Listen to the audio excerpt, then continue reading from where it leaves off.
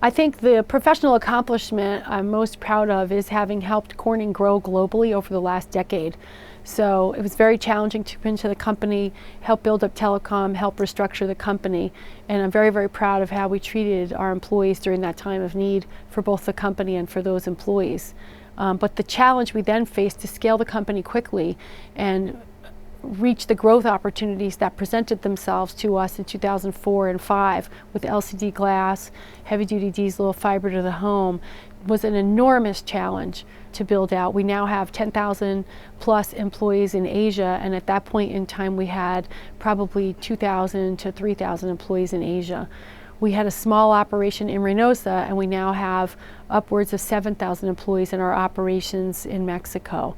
And we continue to sustain a vibrant footprint in Europe and moved into some new countries at that time while maintaining over 20 plus factories and a vibrant footprint here in the United States.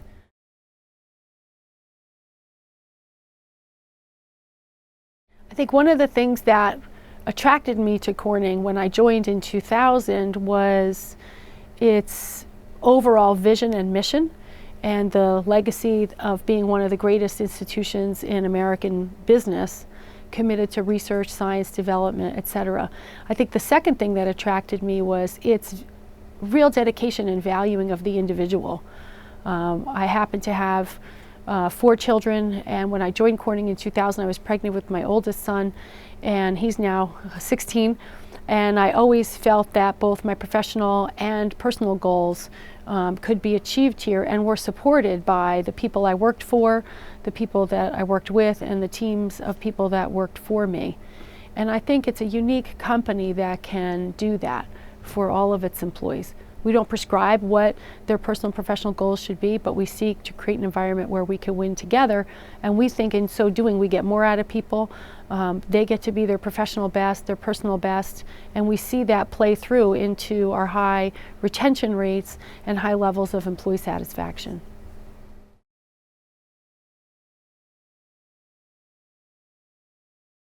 So one of the challenges I had to overcome when I joined Corning is actually I really didn't fit the mold. I was a 31-year-old female executive, and that was pretty atypical for Corning in the year 2000.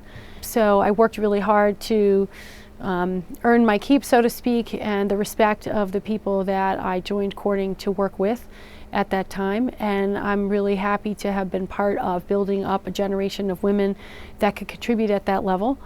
I also have tried then to build into our talent systems our ability to take risks on people earlier in their career, because we do know from the research that developmentally challenging assignments early in someone's career drives sort of exponential growth later in their career. And so both having overcome that challenge personally and then trying to embed that in how we think about moving people through some of our key jobs is something I've learned from and tried to then reapply.